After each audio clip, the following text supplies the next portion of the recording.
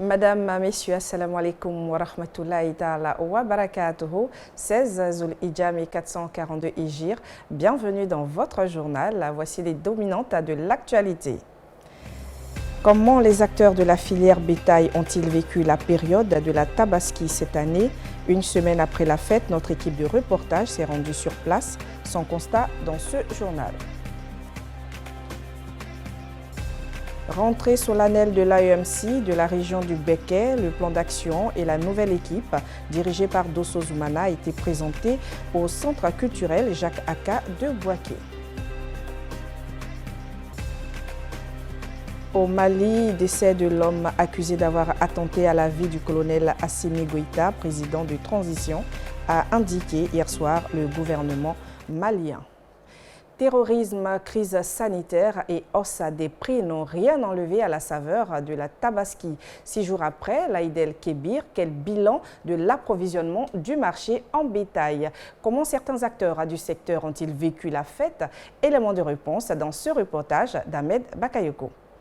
Nous sommes à Agamégar, lieu de prédilection de la vente de bétail de la commune, qui n'a pas engrangé le succès habituel qu'on lui connaît. La période de Tabaski, avec son cortège de prix exorbitants, a été laborieuse pour toutes les parties prenantes. Le constat de ce vendeur est sans appel. On a eu trop d'arrivées à la dernière minute, donc ça a un peu joué sur le marché. Mais le prix des moutons aussi était un peu élevé cette année, donc sur le cours c'était un peu cher par rapport aux autres années. Cette année c'était un peu dur, il n'y avait pas de moyens moutons. L'Ivoirien moyen, son prix 80, 90, 100. Ce genre de moutons, il n'y avait pas. Aujourd'hui, pour avoir un mouton cette année, il fallait arriver autour de 120, 130. Ce n'est pas facile pour un débrouillard, quelqu'un qui se cherche.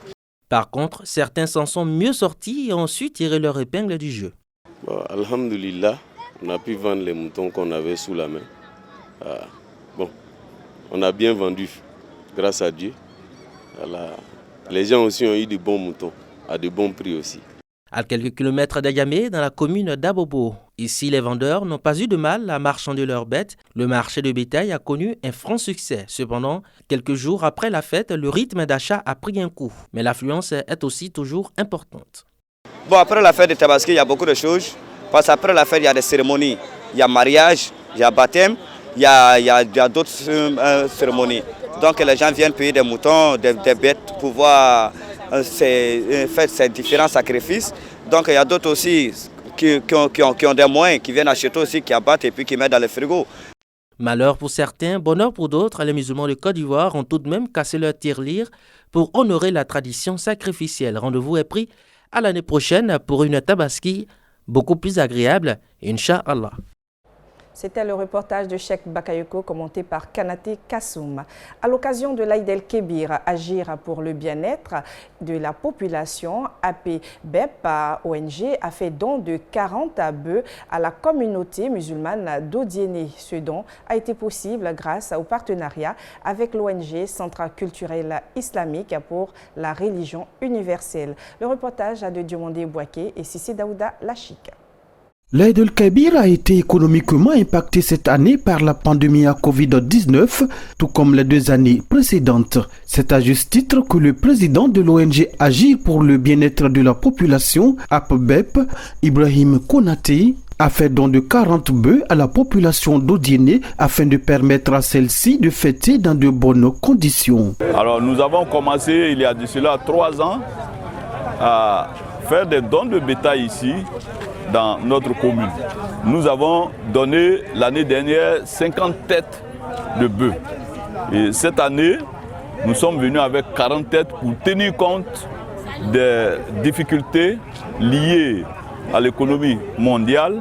Satisfaite de cette marque de solidarité, la population d'Odiéné a tenu à remercier le donateur. Dieu merci, on est très fiers ce soir pour accueillir nos enfants qui pensent à nous chaque année. Venez nous donner des bœufs. L'année passée 50, cette année 40. Avec la crise du monde là, ils ont fait un effort pour nous apporter 40 têtes. Ça nous va droit au cœur vraiment. Au regard des textes islamiques, seuls les camélidés, les bovins, les ovins et les caprinés sont les bestiaux valables pour le sacrifice de l'Aïd el-Kébir. Restons dans la célébration de la Tabaski où le raïs de l'AMC, Dr Fadiga Moussa, a dirigé la prière à la gare nord d'Adjamé mardi dernier. Il a saisi l'occasion pour sensibiliser sur la corruption. Abdoulakim Odouloye. Les fidèles de la mosquée Rahma d'Adjamé et riverains se sont rassemblés comme chaque année à la gare de bus de la Sotra pour la prière de la Tabaski à Adjamé. Pour la première fois, le docteur Fadiga Moussa, président de l'Association des musulmans sunnites de Côte d'Ivoire, dirige l'office en présence de milliers de personnes. Celui qui éprouve une crainte pour Allah ne triche pas et ne s'adonne pas à la fornication. Celui qui craint Allah ne fait pas de détournement et n'escroque pas ses semblables. Le recteur de la mosquée Rahma d'Adjamé, Garnon, s'est réjoui de cette célébration et a exprimé ses vœux. Nous, notre vœu, d'abord, c'est demander à Allah qu'il puisse nous accorder la paix, d'abord dans le pays. Pour que tous les dons qui ont été faits pour le pays, et pour les familles, et pour l'islam, et pour tous les résidents de Côte d'Ivoire, que Dieu exauce. Et nous remercions aujourd'hui Allah qui a maintenu notre âme en vie et qui nous a permis de l'adorer, de le glorifier en ce jour béni, le Tabaski. Et nous remercions les autorités qui ont permis et qui nous ont soutenus, qui n'ont aménagé aucun effort pour soutenir les musulmans à pouvoir célébrer cette fête dans la quiétude. Et nous remercions aussi nos dirigeants, nos guides religieux qui font tous les efforts nécessaires afin qu'en Côte d'Ivoire, l'islam puisse aller de l'avant et que nous puissions vraiment être un dans l'adoration d'Allah. C'est par l'immolation d'un bélier par le docteur Fadiga Moussa que la prière de l'Aïd s'est achevée, invitant ainsi chaque fidèle à imiter l'acte une fois rentré à la maison. Destination le Béquet où le secrétariat régional de l'AMC a effectué samedi au centre culturel Jacques de Boaké sa rentrée solennelle. À cette occasion, le nouveau plan d'action a été présenté. Isaac Sonakone. Le bureau du secrétariat régional de Béquet de l'AUMC est composé de 7 secrétariats. Serafossi, Seramo, Seracef, Serafad, Seracrex, Serafs ou encore Serafi. Bref, tous les départements sont pris en compte. Des secrétariats incarnés par 24 membres, dont 12 femmes et 12 hommes, tous sous les ordres de Dosso Zoumana qui prend officiellement fonction. De 2021 à 2023, ils auront pour tâche de préserver les acquis de la structure et ouvrir de nouveaux chantiers. Ce mandat-ci, notre objectif, c'est la formation. La formation, quelle formation? La formation spirituelle des membres. Et vous allez voir tout dans la présentation du plan d'action que tout ce qu'on est en train de mêler comme activité va dans le sens de la formation. Et à côté de cela, il y a la réforme. Formation pour parvenir à la réforme. Donc ici, on peut dire que l'objectif même du mandat s'inscrit dans la formation qui va nous faire parvenir à une nouvelle réforme au niveau même de la structure. Au niveau des activités, vous allez voir que les activités sont à l'image de l'objectif. Au nombre des défis en cours, la question de la formation reste un enjeu stratégique. Sa nécessité a été traitée en conférence par Dr Abdul Karim Maïga, formulée autour du thème « La formation spirituelle des AUMCistes, palliative idoine pour la réforme qualitative de l'AUMC ». Pour cette universitaire, elle ne saurait être reléguée au second plan. Choisi comme parrain pour la mandature 2021-2023, le député de Boaké, Bema Fofana, a enjoint ses filleuls à placer ces 2 années de règne sous le sceau de la renaissance de l'AUMC dans la région. Rappelons que c'est le 31 mars dernier que Dosso Zoumana a succédé à Sekongo Abdoulaye Douyeri à la tête du secrétariat régional de Béquet de l'Association des élèves et étudiants musulmans de Côte d'Ivoire, vieille de 46 ans. L'actualité internationale nous conduit au Mali où l'homme accusé d'avoir tenté d'assassiner le colonel Assimi Goïta, président de transition, est décédé.